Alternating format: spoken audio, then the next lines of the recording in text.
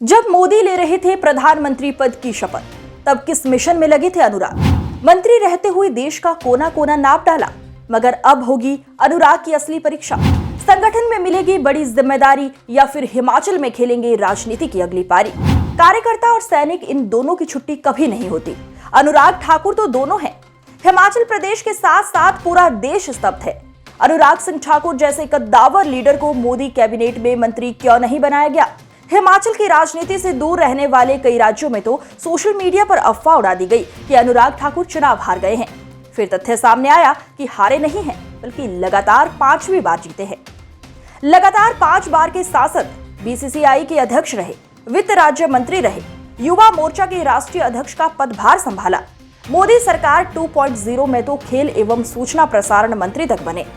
कुल मिलाकर देखें तो अनुराग ठाकुर अपने 16 साल के राजनीतिक करियर हर उस मुकाम तक पहुंचे जहां तक हिमाचल का कोई भी नेता नहीं पहुंच पाया।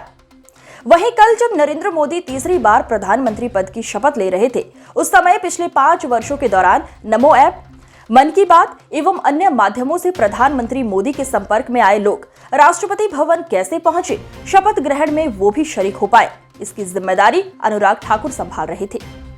कार्यकर्ताओं में चर्चा है कि अनुराग ठाकुर अब क्या जिम्मेदारी संभालेंगे, क्योंकि युवा मोर्चा के राष्ट्रीय अध्यक्ष का पद भाजपा के राष्ट्रीय महासचिव के समकक्ष ही होता है। ऐसे में अब यदि अनुराग ठाकुर संगठन में आते हैं तो उनका पद महासचिव से ऊपर का ही होगा। मगर इस सबके बीच सबसे बड़ा सवाल ये घूम रहा है कि क्या वे अगले राष्ट्रीय अध्यक्ष होंगे। समर्थकों में चर्चा तेज है, क्योंकि उत्तर प्रदेश में राजपूतों की नाराजगी की खबर हर तरफ तैर रही है। अनुराग ठाकुर यूथ आइकॉन हैं और अब तो वरिष्ठ नेता भी हो गए हैं। उत्तर प्रदेश, राजस्थान, महाराष्ट्र और यहां तक कि साउथ के कई अहम राज्यों में भी वो स्टार प्रचारक की भूमिका अदा कर चुके हैं। ऐसे में माना जा रहा है कि भाजपा उनके इसी स्टारडम का इस्तेमाल संगठन में नई ऊर्जा का संचार करने के लिए जरूर करेगी।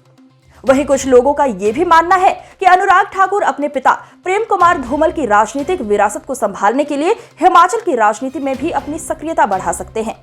ध्यान रहे कि जयराम ठाकुर के मुख्यमंत्री बनने के बाद से ही प्रदेश की सियासत में धूमल गुट का रुतबा थोड़ा डाउन हो गया है। ऐसे में अगर अनुराग हिमाचल वापस आते हैं तो ये धूमल गुट और उनके खुद के राजनीतिक भविष्य के लिए संजीवनी का काम करेगा।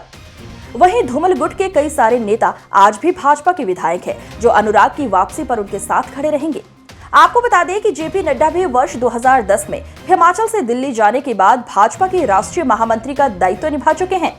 धूमल सरकार से इस्तीफा देकर दिल्ली जाना नड्डा की लाइफ का टर्निंग पॉइंट साबित हुआ था, और अब करीब 14 साल बाद वही टर्निंग पॉइंट अनुराग ठाकुर की राजनीति में भी आ गया है।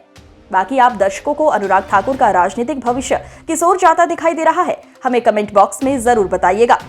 फिलहाल के लिए इस खबर में बस इतना ही। अगली वीडियो लेकर आपसे जल्द मुलाकात होगी। तब तक अपना ख्याल रखिएगा। नमस्कार।